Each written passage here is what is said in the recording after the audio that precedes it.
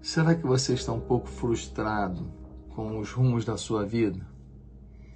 Será que a forma como você está fazendo as coisas, a luta que você está vivendo, e às vezes com resultados não tão bons, e ao mesmo tempo vendo pessoas tendo resultados maiores, sem integridade, sem conduta, sem valores, sem princípios? Será que isso de alguma maneira te frustra? O nosso bate-papo hoje é sobre isso. Nossa conversa hoje é sobre isso. E eu tenho certeza assim, que vai ser um alívio para a tua alma o que a gente vai conversar. Por isso, não sai daí, fica comigo até o final do vídeo. Por hora, se inscreve no meu canal, toca no sininho, me dá um like, faz um comentário que você está achando do vídeo. Se no final do vídeo você gostar, copia o link e manda para os seus amigos, tá bom? Hoje eu quero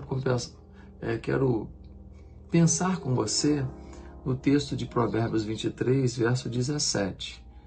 Diz assim: não inveje os pecadores em seu coração. Melhor será que tema sempre ao Senhor. Não inveje os pecadores em seu coração. Melhor será que tema sempre ao Senhor. O texto deixa claro que muitas vezes a gente inveja pecadores.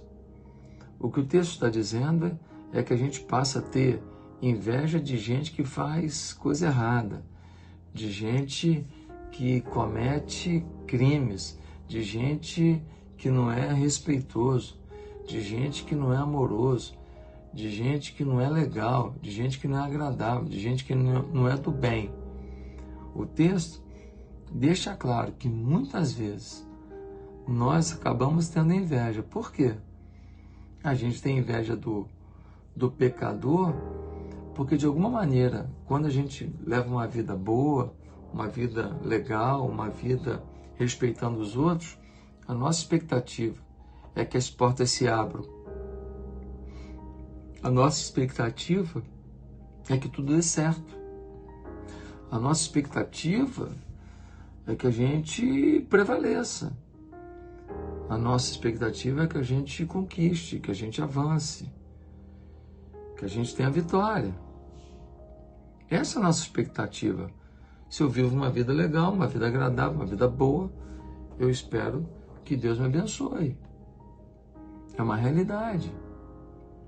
Porém, nem sempre é do jeito que eu quero.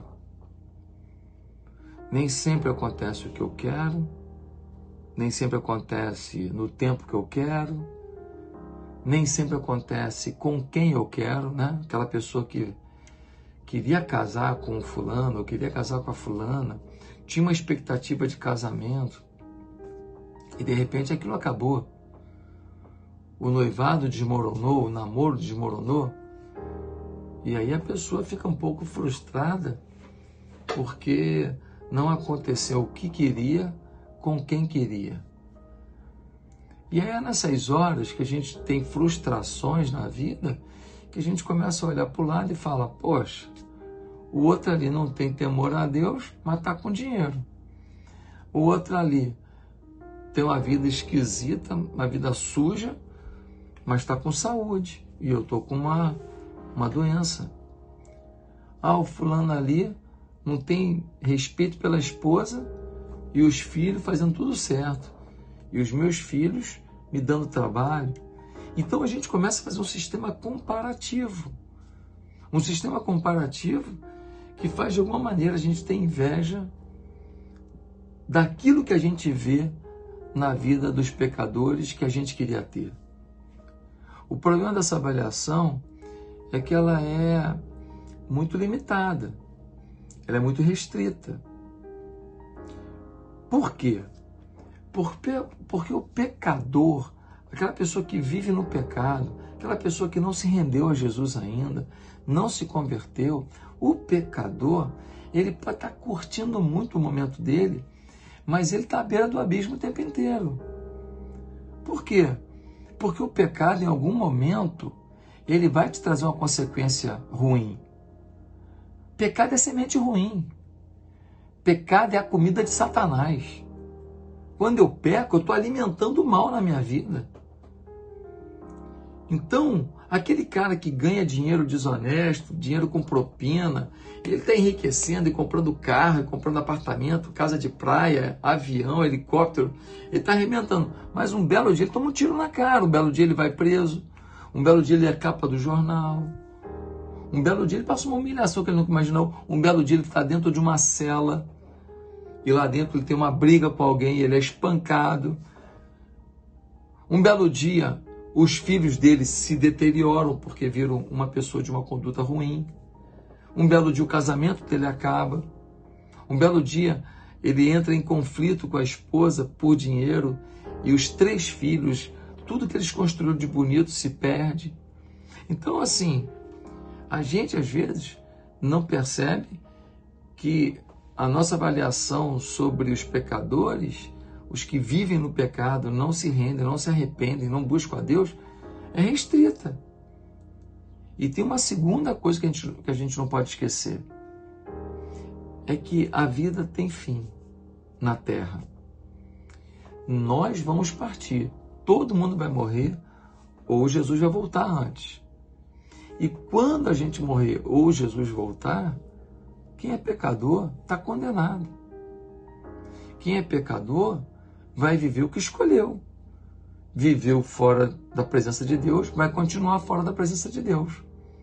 Viveu longe dos estatutos de Deus, vai continuar fora dos estatutos de Deus. É uma escolha do ser humano. É uma escolha individual.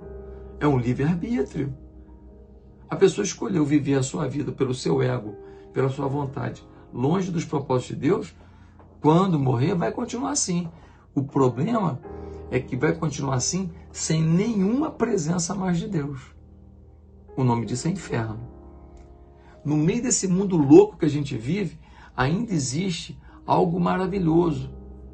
Ainda existe algo grandioso. Ainda existe algo belo. Ainda existe algo que vale a pena. Por quê? Porque Deus, de alguma maneira, controla esse negócio. Não deixa passar do limite. Ele mantém uma consciência na humanidade, ele mantém o sol, ele mantém a chuva, ele mantém uma influência do bem ainda, mesmo nesse mundo mal que a gente vive. Agora, quando a gente morre sem Jesus e a gente vai para o inferno, o que é o inferno? A ausência total de Deus. Lá o sistema é todo decaído. Lá não tem o amor de Deus, não tem a paz de Deus, não tem o brilho do sol, não tem a alegria, a esperança do Senhor. Então, não inveje os pecadores em seu coração. Melhor será que tema sempre ao Senhor. Ou seja, está tudo bem, tema ao Senhor. Está tudo mal, tema ao Senhor. Está com dinheiro, tema ao Senhor. Está sem dinheiro, tema ao Senhor. Está com saúde, tema ao Senhor. Está doente, tema ao Senhor. O temor ao Senhor é disso que você não pode abrir mão. Pense nisso e pare de olhar para os outros com inveja. Aumente o teu temor ao Senhor, ao invés de aumentar a tua inveja do pecador. Que Deus te abençoe.